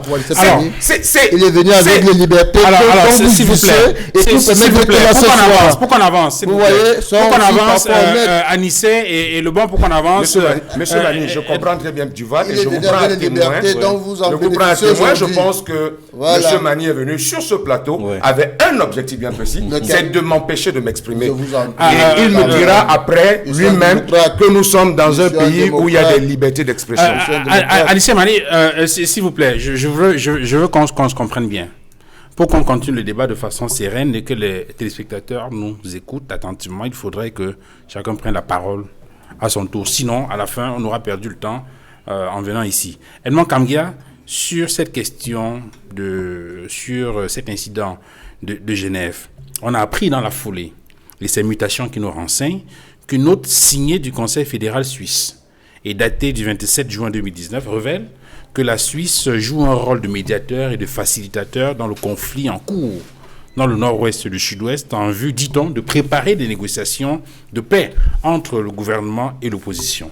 Et le département fédéral des affaires étrangères ajoute que la Suisse a été mandatée par une majorité de partis pour faciliter un processus de négociation inclusif. La question que je pose, parce qu'effectivement la nouvelle expression a également fait écho de cette affaire-là, en donnant notamment la parole, entre autres, à des personnalités comme John Bahakuro, qui semblent, je veux dire quoi, avoir des réserves par rapport à cette médiation qui s'ouvre en Suisse. De quoi s'agit-il exactement? Oui, avant d'évoquer la question de la médiation que se propose de faire et que la Suisse même est en train de faire à travers une de ses structures, une structure de droit suisse, je dois recadrer sur un point précis et dire qu'on ne peut pas opposer les lois internes à la Constitution. On ne peut pas opposer les lois internes aux conventions et traités dûment signés et ratifiés par le Cameroun. Je vous renvoie, M. Mani, à l'article 45. Il n'est pas opposé. Je vous en prie. Il dit que, non, puisque vous dites ce que je n'ai pas dit. Anissé Mani, c'est Edmond Kamgia qui a la il dit parole. ce que j'ai pas dit. Non, attendez qu'il Non, finisse. non, Quand non. il aura fini, vous allez prendre la parole. Sinon, on ne pourra pas faire Il le débat comme ça. restitue la vérité. J'ai dit Oui, que vous ces lois notez, sont complémentaires. dès Voilà. que vous prenez la parole, vous rectifiez. Nous avons des- C'est ce que Élie est en train de faire. Et je crois que Nous avons des ça marche très bien. téléspectateurs qui nous écoutent, Oui, qui sont de divers horizons, oui. qui sont pour les uns experts et d'autres spécialistes sur les questions constitutionnelles. Effectivement. Je dis et je répète, vous ne pouvez pas opposer des lois internes à la Constitution qui est au-dessus des lois ordinaires, qui est au-dessus des lois internes. Vous ne pouvez pas opposer, parce que vous citiez la loi de 1990 qui porte sur les libertés. C'est pas, sur les, tout à fait, tout à fait. Je connais très bien ce texte. Je le connais même par cœur. Et je vous dis que vous ne pouvez pas l'opposer à la Constitution, à la loi fondamentale, qui est la source de toutes les autres lois et qui est au-dessus de toutes les lois ordinaires. Et je voudrais sur un point précis que j'ai évoqué tantôt, dire, si vous ne le saviez pas, que les traités et conventions dûment signés et ratifiés s'imposent à la Constitution, s'imposent aux lois internes. Elles sont au-dessus des lois, y compris les lois sur les libertés de 90 que vous avez citées. Cela signifie que lorsque l'on signe les conventions et traités, ils rentrent immédiatement dans le dispositif juridique camerounais et ils s'appliquent comme une loi et sont au-dessus des lois existantes dans ce domaine-là. Alors, ceci dit, Edmond Kamgia, tout à l'heure, je parlais de cette médiation suisse et on a parlé de cette ONG, Centre pour le dialogue humanitaire, qui est une organisation basée à Genève et qui est donc réputée pour, dit-on, ses faits de médiation. Sa mission, dit-on, est d'aider à prévenir, atténuer et résoudre les conflits armés par le biais du dialogue et de la médiation. Alors, quel est votre avis sur cette médiation qui s'ouvre par le biais de la Suisse? C'est une bonne initiative. Il serait inopportun et pas conséquent de rejeter une médiation qui s'ouvre pour régler une question primordiale comme celle relative à la crise anglophone qui dure depuis 3 ans. Mais il y a un problème qui se pose. C'est qu'une médiation doit être acceptée par toutes les parties. C'est-à-dire par le gouvernement qui visiblement a proposé la Suisse, mais également par les autres entités séparatistes, c'est-à-dire tous les groupes séparatistes qui sont concernés. Selon les informations que nous avons eues et qu'on a d'ailleurs publiées... Mais Mutation dit que le département fédéral des affaires étrangères indique que la Suisse a été mandatée par une majorité des partis pour faciliter ce processus de négociation inclusif. Oui, nous avons lu cette information également. C'est la raison pour laquelle nous avons suivi de près, à travers nos correspondants qui sont en Europe, le processus, ce qui se passe exactement. Et nous savons qu'il y a les représentants de certains groupes dits sécessionnistes ou séparatistes qui sont allés vérifier sur le terrain, certains pour écouter ce que leur propose la médiation suisse, d'autres pour voir si la Suisse peut être un médiateur de bonne foi. C'est-à-dire un médiateur, non, parce que c'est une qualité importante, la bonne foi. Parce qu'il faut le dire, toutes les entités concernant les forces dites sécessionnistes séparatistes ne s'entendent pas toutes. Il n'y a pas comme une sorte de fédération. Il y a des groupes modérés, il y a des groupes extrémistes. Et dans le cas d'espèce, nous avons eu l'impression que ce sont quelques groupes un peu plus modérés, ouverts au dialogue, qui sont allés écouter ce qui se passe en Suisse. Mais très vite, nous avons publié une information concernant M. Akuro, qui estime que ce qui se passe là-bas ne les concerne pas du tout. Donc, qui nie la légitimité des représentants de son groupe qui sont allés à Genève. Voilà ce que nous avons dit. Mais, sur le principe, il faut toujours accepter une médiation qui s'ouvre, qui se propose, y compris les bons offices. Mais nous regrettons une chose, et ça c'est important. Parce qu'avant d'aller à l'extérieur, on aurait pu commencer à l'intérieur. Et on sait au Cameroun, à l'intérieur, qu'il y a un groupe de religieux, catholiques, protestants, musulmans, qui se sont offerts dans le cadre d'une médiation. Le représentant de ce groupe, le porte-parole est d'ailleurs sur ce plateau, je le dis avec beaucoup de plaisir, la conférence générale anglophone que le cardinal Christian Toumi et ses pairs religieux, presbytériens et musulmans auraient souhaité faire avant l'élection présidentielle, qui n'a toujours pas eu lieu. Et nous, alors que nous pensions que si cette offre de médiation, cette opportunité, si elle avait été permise, autorisée officiellement par le chef de l'État et son gouvernement, je pense qu'on aurait beaucoup avancé dans la médiation vers l'ouverture d'un dialogue que mes amis anglophones disent est genuine dialogue, un dialogue authentique. Alors, Elie Smith, sur cette question de la médiation-là, on a comme des sons de cloche différents. Vous avez des gens qui, visiblement, sont prêts à y aller. D'ailleurs, certains journaux ont annoncé qu'il y a des groupes qui seraient dans une négociation à Genève.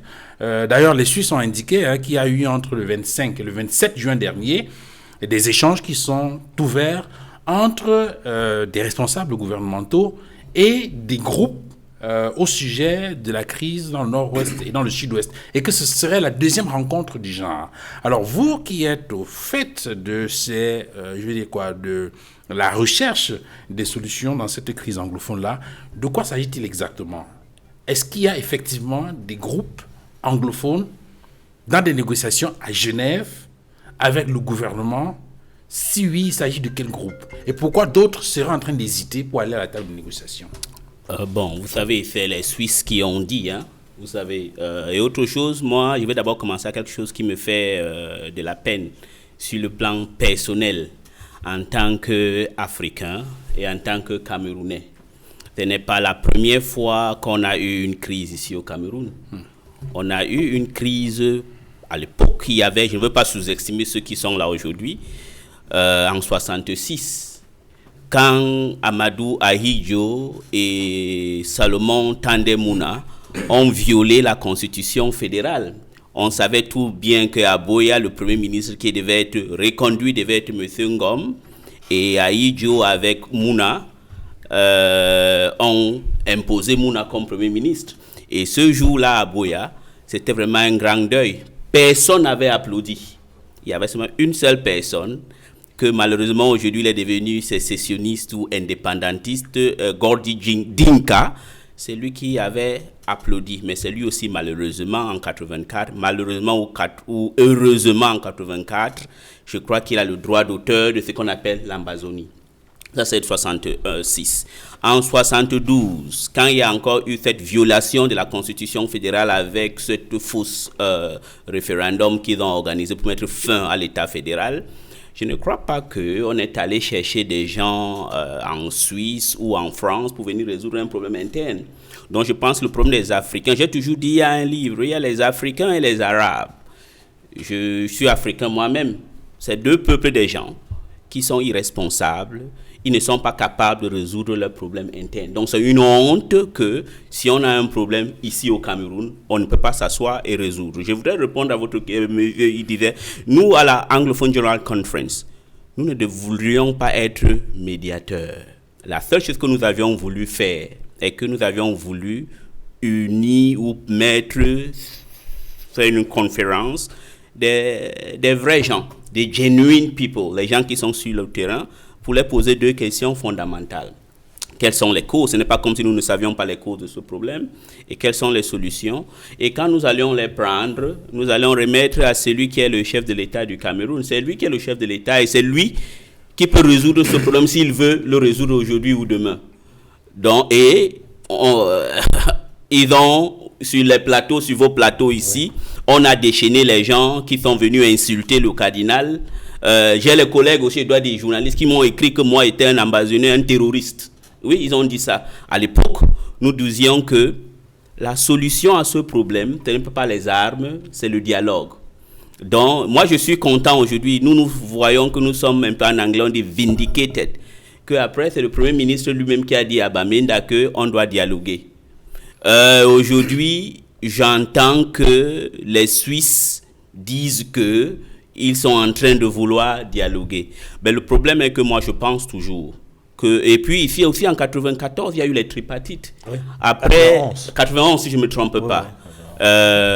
Et ça aboutit à la tranquillité au Cameroun. Oui. Donc moi, je pense en tant qu'Africain, les Africains doivent avoir un peu honte, les Camerounais en particulier, doivent avoir honte qu'ils sont incapables de s'asseoir entre elles et discuter. Moi, les histoires qui se passent en Suisse, je ne voudrais pas vraiment m'intéresser parce que, vous savez, il y a les Camerounais ici au Cameroun qui doivent discuter entre eux. Et l'organisation que vous parlez, qu'il dit qu'ils ont les feux d'armes. Moi, en tant que reporter, je vais vous donner un exemple simple. En République démocratique du Congo, je connaissais un rebelle aujourd'hui qui est au Rwanda, non pas Sultani Makenga, Laurent Kunda. Ouais. Bon. Et en République démocratique du Congo, ça fait environ 20 ans. Il y a 23 000 troupes des Nations Unies en République démocratique du Congo. Est-ce qu'elle a résolu le problème? Non. Si vous traversez le fleuve Congo, vous avez la République du Congo. Denis Sassou Nguesso peut être le pire des dictateurs. Mais l'honnêteté intellectuelle veut dire, mais il y a même un proverbe africain qui dit, même si vous n'aimez pas un lièvre, il faut reconnaître qu'elle court vite. Dans tous les guerres successives qui a eu lieu en République du Congo, elle n'a pas été résolue par les étrangers. Vous allez me dire, Omar Bongo, en 98, oui, mais il était un Africain. Parce que les conflits que vous faites venir les Occidentaux, ce qui va se passer au Cameroun est que on aura soit la République démocratique du Congo, donc ça fera une guerre interminable, ou on aura le Mali, on aura la République centrafricaine. C'est ce que moi je pense. Donc, donc vous semblez indiquer que la Suisse n'est pas la meilleure solution. Mais à côté je n'ai pas dit cela. Oui, non, enfin, je donne seulement mes analyses. D'accord. Alors mais au-delà, oui. Est-ce que la multiplication des groupes dans le milieu anglophone aujourd'hui ne peut pas représenter un obstacle à l'initiation d'un véritable dialogue? Exactement, ça c'est honnête. Si vous avez une multiplicité des groupes qui j'aime comme les champignons, oui, c'est un problème. Et c'est un problème parce que vous devez vous poser maintenant les questions. Et c'est là où quelque part aussi l'honnêteté veut aussi que on se pose la question. Quand quelqu'un commence à se poser des questions, mais on va parler à qui? Si tout le monde, bon, le problème ils refusent souvent de dire qu'ils sont Camerounais, mais ils ont l'attitude des Camerounais, ça veut dire que tout le monde va être chef. Il faudra qu'ils soient un peu en ordre de bataille, essayer de taire les ambitions et les égos personnels et de se mettre sous un étendard ou deux ou trois. Là, ça va faciliter la tâche. Et de l'autre côté, et comme j'ai vu dans les autres conflits, on parle avec ceux qui sont prêts à parler et on avance. C'est ce que je pense. Donc oui, c'est sûr, il faut être honnête, la multiplicité de chacun s'élève aujourd'hui, je suis général, je suis ceci, c'est un problème. Et l'autre, et ce qui a encouragé ça aussi c'est que de l'autre côté de la partie gouvernementale, le gouvernement pendant longtemps n'a pas voulu faire discuter. Mais à la décharge du gouvernement, moi je crois, vous savez, ils ont gouverné pendant 40 ans. Ils n'ont jamais eu un grand problème comme ils sont en train de l'avoir. Donc, ils n'ont pas cette expérience. Deuxièmement, il y a le problème d'orgueil, l'ignorance et l'orgueil. L'orgueil les fait que, bon, pourquoi je veux venir voir M. Kamgue qui me dit que, bon, voilà ce qui se passe. Donc, de deux côtés, vous avez que de l'autre côté, vous avez des gens très arrogants, ignorants, ils n'ont jamais eu cette confrontation parce que ce régime a eu deux problèmes majeurs. D'abord le coup d'État de 84, si je me trompe, oui 84, et puis les élections présidentielles frauduleuses de 92. Ça, c'est les grands problèmes que le régime FI a eu. En dehors de ça, ils ont réussi à dompter tout ça. C'est cette fois qu'ils ont un problème existentiel d'un pays et qui est aussi armé. Donc ça veut dire qu'il faudra qu'ils soient humbles et qu'ils doivent avoir aussi une dose de patriotisme, de savoir que tendre la main à un homme faible n'est pas synonyme que vous êtes faible. Parce que résoudre le problème d'un pays, ce n'est pas un problème de vainqueur ni de vaincu. Donc les histoires de Genève qui ressemblent à le pire que ce qui s'est passé à Fumban, c'est ce que M. Paul Aya a écrit dans son post. Ça ne me concerne pas. Et nous, à la Anglophone General Conference, nous pensons que les problèmes camerounais doivent être résolus par les Camerounais, par les gens extra-camerounais. Ok.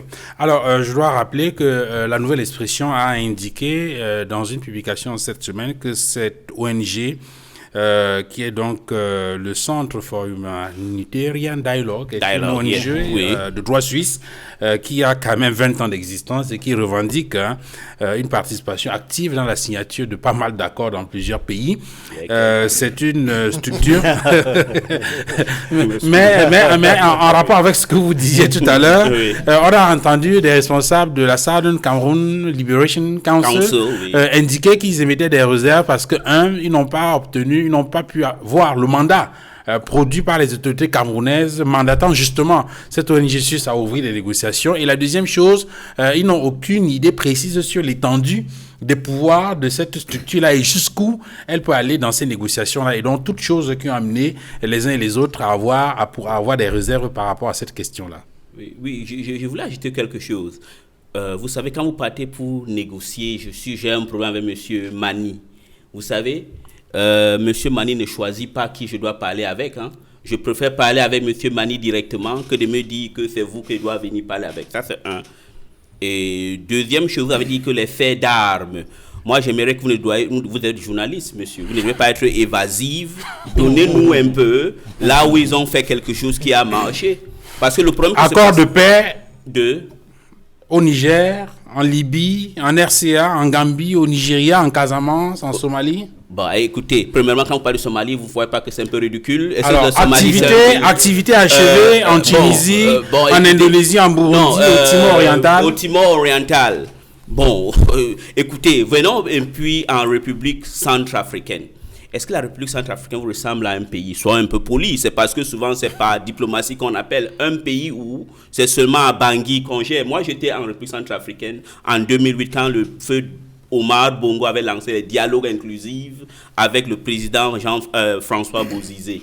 Est-ce qu'aujourd'hui il y a eu la paix? Moi je pense, je vous donne un truc pour conclure, je ne veux pas monopoliser la parole. Dans tous les conflits africains, que les Africains eux-mêmes ont essayé, souvent ça marche si on laisse les Africains eux-mêmes le faire. Je donne un exemple pour conclure.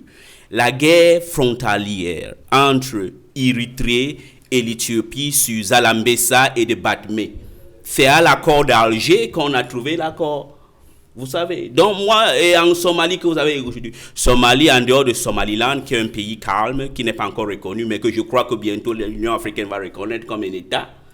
Somalia italiana, c'est un bordel, il n'y a rien qui marche là-bas. Si c'est ça qu'il veut donner au Cameroun, je crois que, vous savez, lisez un peu un livre que j'ai beaucoup cité. Le problème du régime de M. Biya que je ne comprends pas. Ainsi sonna le glas, écrit par Honoré Ngbanda, les 100 jours de la fin de Mobutu. Quand vous aviez beaucoup de ministres qui sont devenus extrêmement riches, des généraux qui gagnent les contrats, qui disent que je veux protéger 44 000 hectares de la CDC, et les policiers, par exemple, qui vont... Et ça, c'est vrai, vous pouvez vérifier.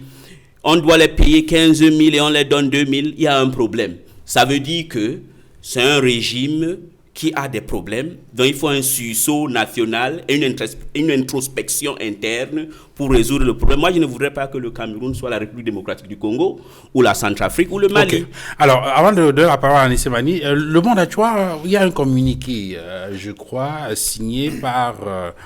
je dis qui vient du MRC, le Mouvement pour la Renaissance du Cameroun, un rapport avec la question de la médiation suisse, où vous semblez, vous, MRC, indiquer que vous ne comprenez pas déjà pourquoi dans les éléments qui sont évoqués comme sujet ou thématique, il n'apparaît pas la crise post-électorale. Je crois que j'ai bien lu ce communiqué. Et deuxième chose, vous semblez indiquer que la démarche qui est proposée par le Cameroun est complètement contraire aux procédures proposées par la communauté internationale en matière justement de médiation et de gestion de crise. Vous savez, M. Duval, quand on vit une crise qui a déjà fait plus de 2000 morts, on pourrait tenter de tendre la main pour prendre toute proposition qui viendrait dans le sens de ramener la paix. Alors, mais nous, on s'interroge simplement sur l'efficacité. On s'interroge sur l'efficacité d'une telle mesure. En même temps, on est un peu embêté. Hein. Vous savez, cette médiation a été rendue publique par les Suisses. Et le gouvernement camerounais n'en parle même pas. Comprenez? C'est un peu gênant. C'est un peu gênant tout ça. Et sur la crise anglophone, on ne va pas réinventer le fil à couper le beurre. Ça fait 3 ans qu'on dit, on répète ce qu'il faut pour que cette crise s'arrête. Comment vous pouvez aller faire un dialogue si vous avez des centaines de personnes qui ont été arrêtées et incarcérées dans le cadre de cette crise? Il faut d'abord commencer par les libérer. Il faut qu'on sente ce signe de la fameuse main tendue. On a M. John Gouté qui est parti dans le nord-ouest et le sud-ouest, qui a pris des dîners copieux, et puis après, plus rien. C'est ça la vérité. Et tous les jours qui passent, c'est nos frères camerounais des deux côtés qui meurent. Tous les jours. C'est des maisons incendiées. Je vous assure, cette guerre est un véritable désastre. On n'arrive toujours pas à comprendre comment ce gouvernement n'arrive pas à prendre les taureaux par les cornes. C'est-à-dire, si on dit on veut vraiment régler la guerre, si on veut résoudre la crise, tout le monde sait ce qu'il y a à faire. Mais on a la crise qui s'enlise et tous les jours, jusqu'à présent, on est toujours dans la solution militaire. C'est-à-dire, jusqu'à il y a quelques jours encore, c'était des villages qui étaient entièrement incendiés. On ne peut pas parler de dialogue, de paix et continuer à tuer, incendier, brûler. C'est pas normal. Donc, je veux dire, on a dit libérer les prisonniers politiques. On a dit organiser un dialogue inclusif avec tous les acteurs de cette crise et même toutes les forces vives de la nation qui pourraient aujourd'hui avoir de la compétence pour pouvoir régler ce problème. Le problème de la crise vient du fait que personne n'a reconnu dès le départ qu'il y avait un problème anglophone. Cette crise est partie de là. Pourtant, tout le monde s'accorde aujourd'hui à dire qu'il existe un problème anglophone qui pourrait même peut-être être le problème de tous les Camerounais. Mais il y a d'abord un problème anglophone. Donc, quand on ne reconnaît pas ça, on a des ministres qui passent à la télé pour dire, quand on lui dit qu'il y a un problème anglophone, il nous explique comment le directeur du Trésor est anglophone, comment le directeur de la douane est anglophone. Mais soyons sérieux, vous pensez que c'est des gens qui sont normaux? Alors, donc, vous avez dit, libération de tous les prisonniers politiques, enfin, de toutes les personnes qui sont incarcérées, qui sont des hommes politiques. Deuxièmement, organisation du dialogue. Troisièmement, la modification du code électoral pour avoir un code électoral consensuel. Et puis finalement, les élections dans un ordre que vous avez indiqué, les municipales, les législatives et les régionales. Alors, Anissé Mani, je crois qu'au moins là, vous êtes de ceux qui estiment, au sein de votre parti, le RDPC, qu'il faut mettre la pédale douce en faisant sortir toutes ces personnes qui sont des détenus politiques aujourd'hui. Alors, est-ce qu'aujourd'hui, vous, au moins sur RDPC, vous en savez un peu plus sur cette affaire de dialogue et de médiation organisée par cette ONG suisse? Je vais d'abord vous dire une chose. Nous, au RDPC, on suit cette affaire depuis le début avec une grande attention. Parce que, contrairement à ce que les gens pensent, l'élite anglophone gouvernementale est du RDPC. Ce n'est pas un jeu. On parle des vies, on parle des individus qui ont investi énormément dans cette zone, qui sont membres du RDPC. Donc ils ne peuvent pas prendre cette affaire comme si c'était une chose qui n'avait pas d'importance. Là où je rejoins Elie, c'est sur la nationalisation de ce problème. C'est un problème camerounais qui doit se résoudre au Cameroun par des Camerounais. Et je suis un peu amusé de suivre mon ami du MRC qui parle dessus. Pourtant, eux qui sont devenus des experts en propagande néocoloniale, qui à chaque problème courent devant l'ONU, courent devant l'UA, courent devant les avocats français, turcs, béninois, canadiens et autres. Eux qui sont devenus experts dans l'internationalisation des problèmes du Cameroun. Est-ce que ce n'est pas parce que... Je vous en prie, je suis en train de répondre. Est-ce que ce n'est pas parce que... On ne peut pas avoir cette attitude néocoloniale et à la fois parler d'un problème qui doit se régler entre les Camerounais. Maintenant, revenons au fait. Quand monsieur Ndacho a pris la parole pour la première fois, il a dit une chose qu'il ne comprend pas pourquoi le président de la République va aller en Suisse pour aller se reposer. Il faut, je concède que le MRC est un jeune parti et que plusieurs choses échappent encore à la compréhension de ce parti-là. Je vous rappelle, monsieur Tchatchoua, que la Suisse héberge 385 organismes et institutions internationales. C'est la capitale mondiale de la diplomatie. Pour ceux qui ne le savent pas, l'hôtel intercontinental où se trouve le président Paul Biya, où nous parlons, c'est le lieu où séjournent plus de diplomates dans le monde entier. C'est le lieu où, en permanence, vous avez au moins 287 chefs de mission diplomatiques en permanence. C'est un haut lieu Il est en visite Je privée, vous on part pas je privé vous en quand prie. il va travailler. C'est Le une visite discours officiel, le discours officiel, c'est le discours officiel. Mais si vous étiez un peu plus Ah, mais c'est plus mature grave en que vous voulez. politique, Ah, ben, dis si vous donc. étiez plus mature en politique, vous comprendrez plusieurs choses. Oui. C'est-à-dire, il y a ce que l'on dit ouvertement, il y a ce que l'on fait. Oui. C'est le cas avec la médiation suisse. Attendez. C'est le cas avec la médiation suisse. Puisque je pense que ce problème il est assez grave. Bien sûr. Pour qu'on le mélange avec les problèmes du MRC et autres. Franchement, ils ont leur problème de leader qu'on sort, c'est leur affaire là-bas. Nous, le problème que nous disons, c'est que lorsque le président va en Suisse, ça ne peut pas être des faits soit de maladies telles que vos amis de la base disent. Je pense que le président peut faire venir tous les spécialistes du monde. S'il est vraiment Dans quel hôpital? malade, il peut même transformer l'hôpital même Cantini? le palais en un centre le À plus l'hôpital moderne au Cantini? monde. Donc vous faites comprendre Ouais, que c'est soyez pas sérieux. ça le problème. Alors, je dis ceci, lorsque le président part en Suisse, c'est pas anodin. Ce qu'il faut rappeler, comme M. Smith a eu à le dire, c'est que dans cette crise, il y a plusieurs parties prenantes des deux côtés. Et la majorité de ces parties prenantes sont à l'extérieur. Il faut bien entrer en contact avec tout ce bon monde-là, qui pour la plupart, quand vous suivez leurs revendications, ne veulent pas établir un dialogue direct avec l'État du Cameroun. Lorsque vous suivez les premières revendications qui ont été faites par ceux des États-Unis, qu'est-ce qu'ils ont dit? Ils ont dit qu'ils veulent un médiateur international. Et ils ont dit qu'ils voudraient que les négociations se passent hors du Cameroun. Voilà ce qu'ils ont dit. Or, comme M. Paul Biya, qui est président de la République, et qui est garant de notre unité et de notre stabilité, veut à tout prix venir à bout de cette crise, parce qu'il ne veut pas que cette crise puisse effacer tout le travail qu'il a eu à faire pour ce pays. Il veut absolument arriver à une solution. Donc, il faut d'abord aller vers ce lieu hautement diplomatique pour établir les contacts avec tous ces gens-là, pour qu'on puisse d'abord être d'accord sur le fait que, quel que soit ce que l'on pense, quel que soit ce qui a été fait par les uns et par les autres dans cette crise, il y a un moment où nous devons tous comprendre que pour sortir de là, nous devons engager un dialogue républicain. Okay. Mais ce dialogue-là, c'est là que nous, à DPC, nous sommes très catégoriques là-dessus.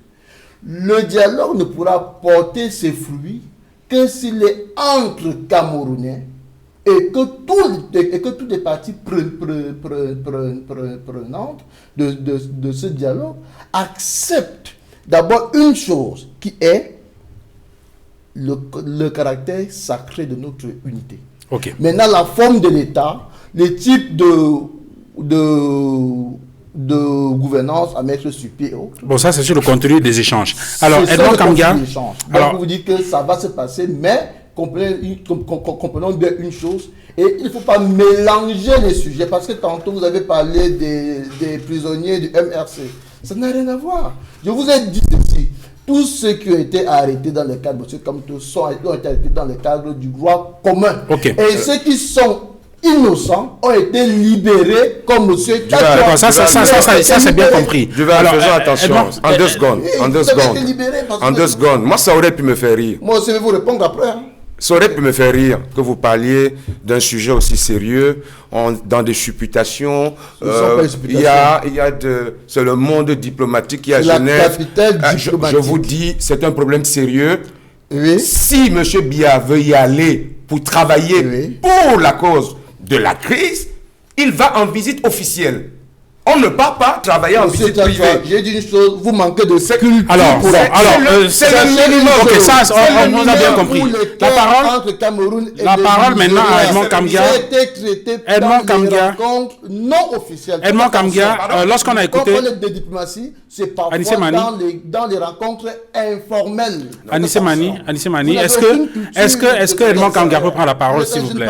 Est-ce que je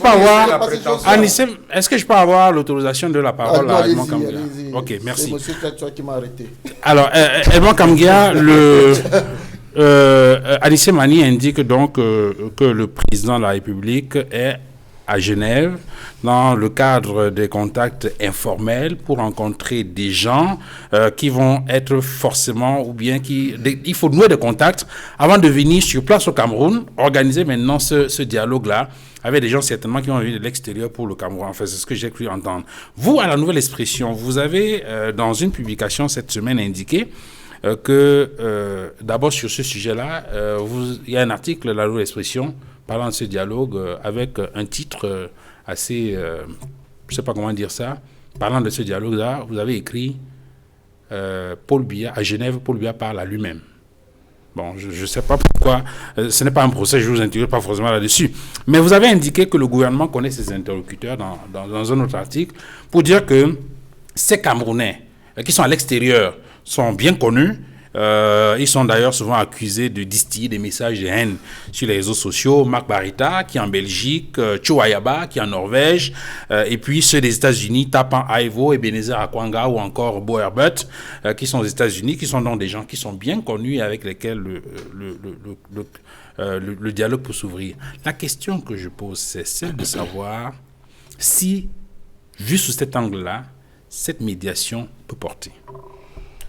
Je voudrais d'abord dire que en matière de diplomatie, il y a un aspect formel, il y a un aspect non formel. On peut, dans le cadre des discussions informelles, préparer le terrain pour une rencontre formelle.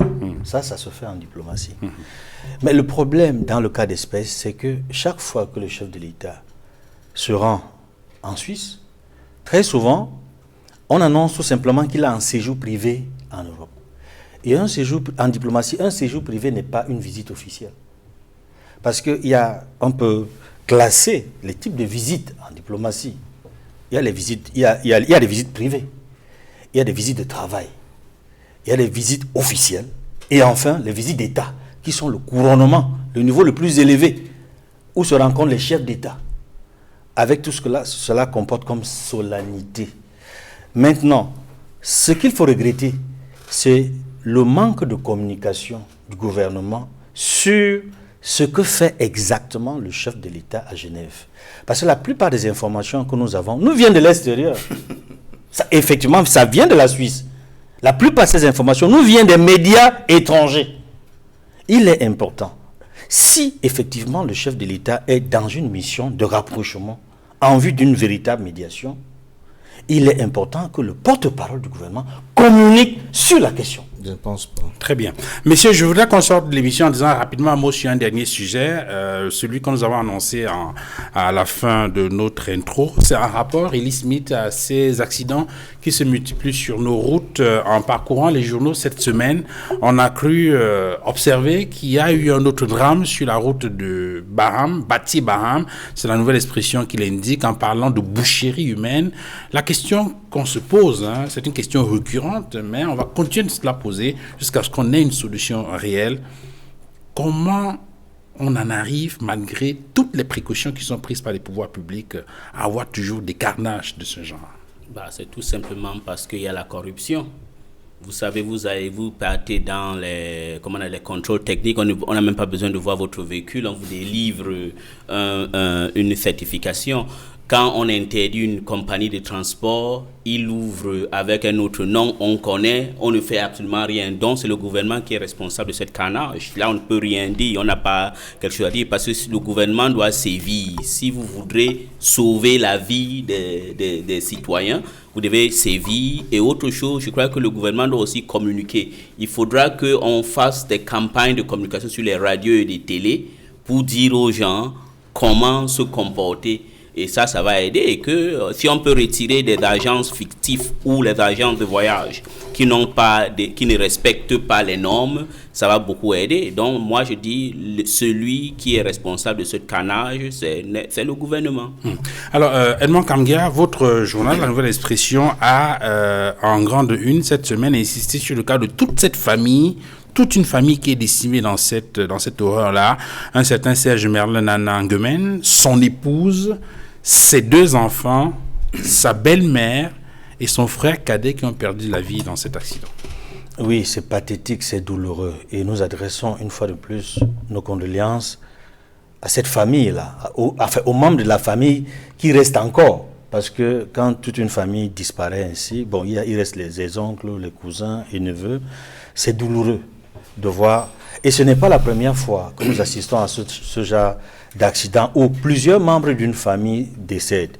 Et dans le cas d'espèce, il semblerait qu'il revenait des funérailles ou des obsèques.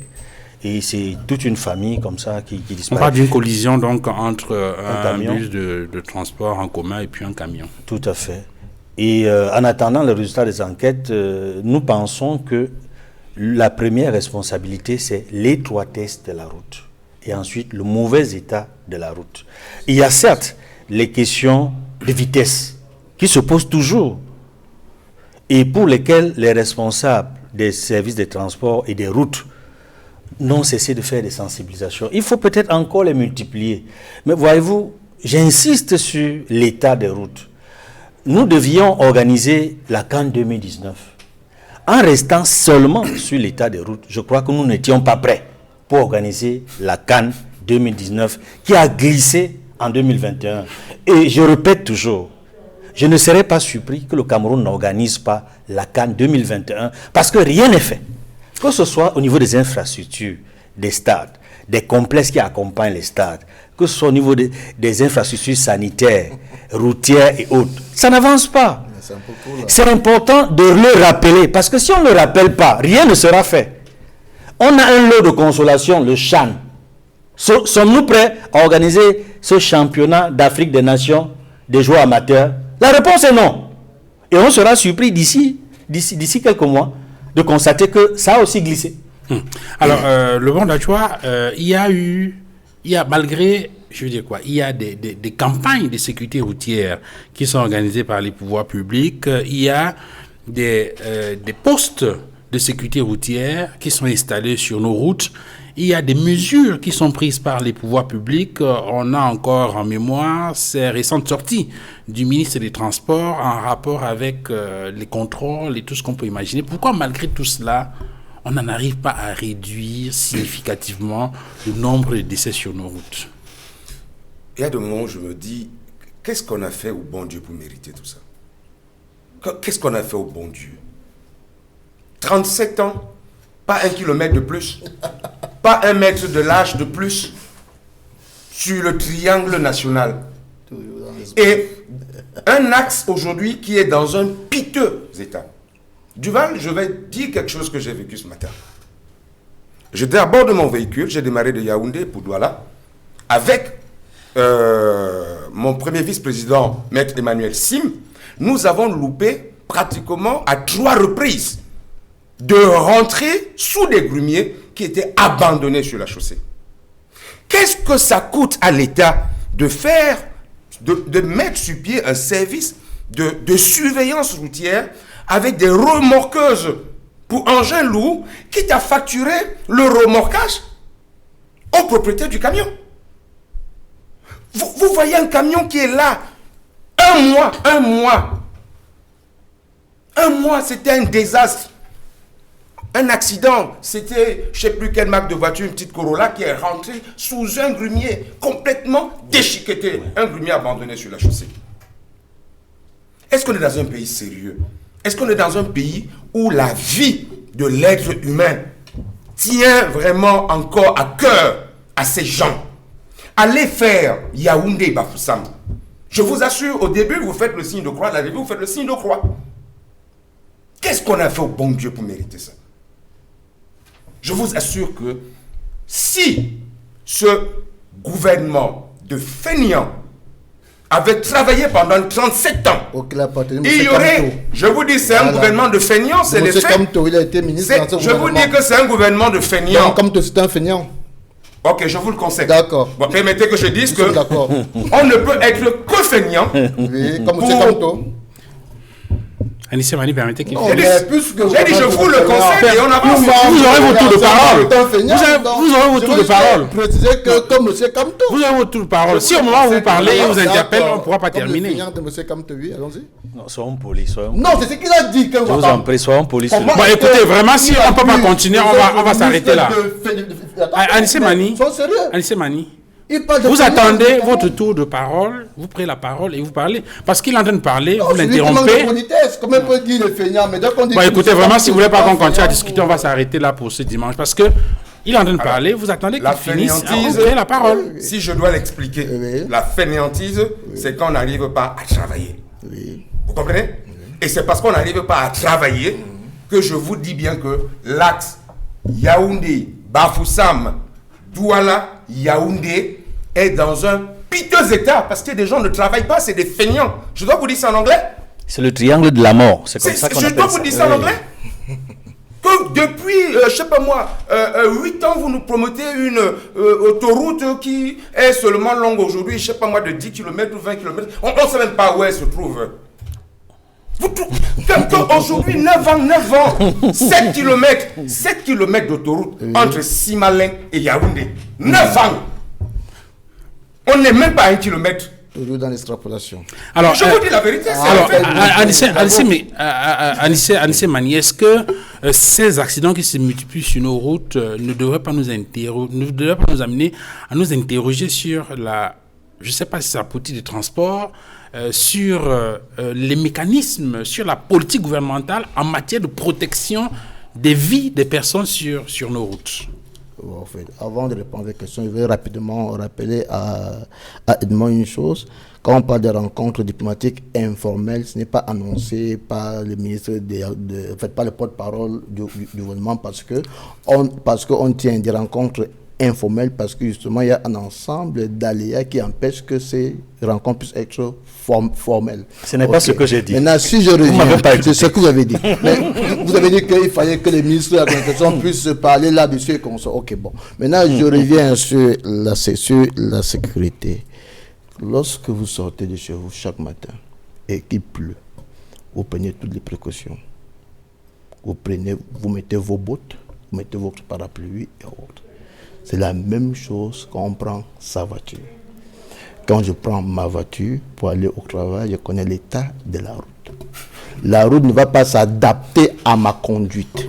C'est à ma conduite de s'adapter à l'environnement. Il n'y a pas seulement l'état des routes que je concède bien, qui doivent être améliorées parce qu'il est tout à fait normal qu'au XXe siècle, que le Cameroun doit plus avoir les routes qu'il a actuellement. Nous sommes la locomotive de l'Afrique centrale et on doit être cette locomotive sur tous les plans. Mais la politique de la sécurité routière n'est pas seulement au niveau des infrastructures, mais également dans le comportement de tout usager de la route. Je le répète, la route ne va jamais s'adapter à notre conduite, c'est à notre conduite de s'adapter à notre environnement. Et il y a également un autre problème qui est important, c'est la régularisation des centres de formation pour la conduite dans notre pays. Quand vous sortez... Vous posez le problème de permis de conduire? Justement, quand vous allez sortir de ce studio, on va tous rentrer, ceux qui vont prendre les taxis, les motos, les véhicules privés comme ça. Vous n'allez pas faire plus de 2 minutes, vous allez vous rendre compte de l'incivisme que les Camerounais ont en route. On ne respecte rien.